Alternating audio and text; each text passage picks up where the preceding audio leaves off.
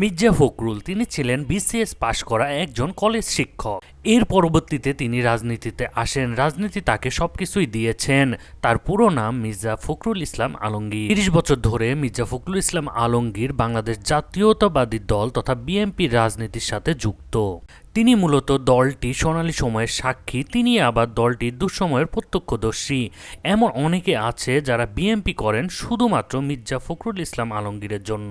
রাজনীতিতে পরনিন্দা পরচর্চা এগুলো নতুন কোনো কিছু নয়, তবে মির্জা ফখরুলের মুখে এগুলো কখনোই শোনা যায়নি। তিনি সুস্থ ধারার রাজনীতিতে বিশ্বাসী। চলুন জেনে নিই তার জীবনী সম্পর্কে। তিনি আসলে কিভাবে শিক্ষক থেকে প্রথম সারির রাজনীতিবিদ হয়েছেন। মির্জা ফখরুল ইসলাম আলমগীরের জন্মস্থান ঠাকুরগাঁয়ে। জন্ম ২৬ জানুয়ারি ১৯৪৮। বাংলাদেশের একজন রাজনীতিবিদ ও সাবেক প্রতিমন্ত্রী। তিনি বর্তমান বাংলাদেশের জাতীয়তাবাদী দল বিএনপির মহাসচিবের দায়িত্ব পালন করছেন। ২০০১ সালের অষ্টম জাতীয় সংসদ নির্বাচনে তিনি ঠাকুরগাঁও ১ থেকে বিএনপির মনোনয়ে সংসদ সদস্য নির্বাচিত হয়ে প্রথম কৃষি মন্ত্রণালয় ও পরবর্তীতে বেসামরিক বিমান পরিবহন ও পর্যটক মন্ত্রণালয়ের প্রতিমন্ত্রী হিসেবে দায়িত্ব পালন করেন। মির্জা ফখরুল ইসলাম আলমগীর ২৬ জানুয়ারি ১৯৪৮ সালে ঠাকুরগাঁও জেলায় জন্মগ্রহণ করেন। তার পিতার নাম মির্জা রুহুল আমিন ও মাতা মির্জা ফাতেমা আমিন।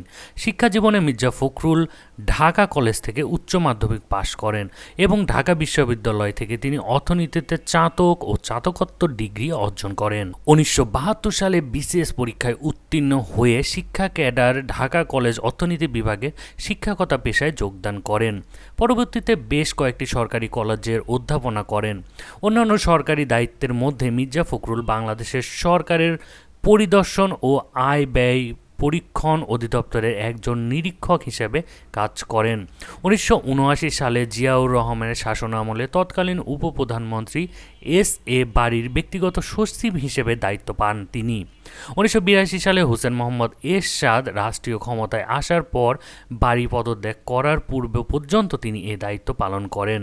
বারী পদত্যাগ করার পর মির্জা ফখরুল তার শিক্ষকতা পেশায় ফিরে যান। এ সময় তিনি ঠাকুরগাঁও সরকারি কলেজে অর্থনীতির অধ্যাপক হিসেবে যোগদান করেন। ১৯৮৬ সাল পর্যন্ত তিনি শিক্ষকতা করেন। মির্জা ফখরুল ইসলাম আলমগীর ঢাকা বিশ্ববিদ্যালয়ে সক্রিয় ছাত্র রাজনীতির সাথে জড়িত ছিলেন। তিনি তৎকালীন পূর্ব পাকিস্তানের ছাত্র ইউনিয়নের একজন সদস্য ছিলেন এবং সংগঠনটির এস.এম. হল শাখার সাধারণ সম্পাদক নির্বাচিত হয়েছিলেন। ১৯৬৯ এর গণ অভ্যুত্থানের সময় তিনি সংগঠনটির ঢাকা বিশ্ববিদ্যালয় শাখার সভাপতি ছিলেন। ১৯৮৬ সালে পৌরসভা নির্বাচনকে সামনে রেখে মির্জা ফখরুল তার শিক্ষকতা পেশা থেকে অব্যাহতি নেন এবং সক্রিয়ভাবে রাজনীতিতে প্রবেশ করেন। ১৯৮৮ সালে ঠাকুরগাঁও পৌরসভা নির্বাচনে অংশ নিয়ে পৌরসভার চেয়ারম্যান নির্বাচিত হন।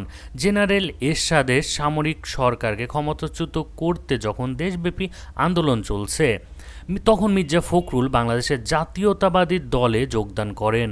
১৯৯২ সালে ফখরুল বিএনপির ঠাকুরগাঁও জেলার শাখার সভাপতি নির্বাচিত হন। একই সাথে বাংলাদেশের জাতীয়তাবাদী কৃষক দলের সহসভাপতির দায়িত্ব পালন করেন।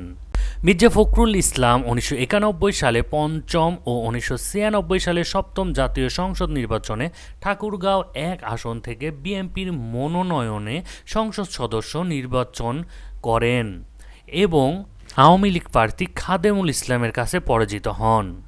বিরোধী দলীয় ভারপ্রাপ্ত মহাসচিবের দায়িত্ব পালনকালে মির্জা ফখরুল বিভিন্ন ইস্যুতে আওয়ামী লীগ সরকারের কঠোর সমালোচনা করেন।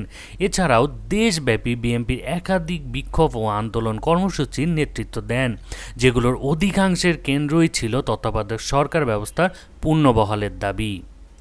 মির্জা ফখরুল ইসলাম আলমগীর ব্যক্তিগত জীবনে রাহাত আরা বেগমের সাথে বিবাহ বন্ধনে আবদ্ধ হন।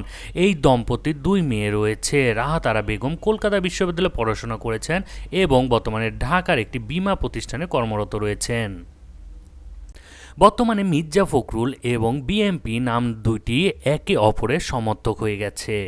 বিএনপির ভালো খারাপ সবসময় তিনি ছিলেন। তার মতো ত্যাগী নেতা খুব কম আসবে।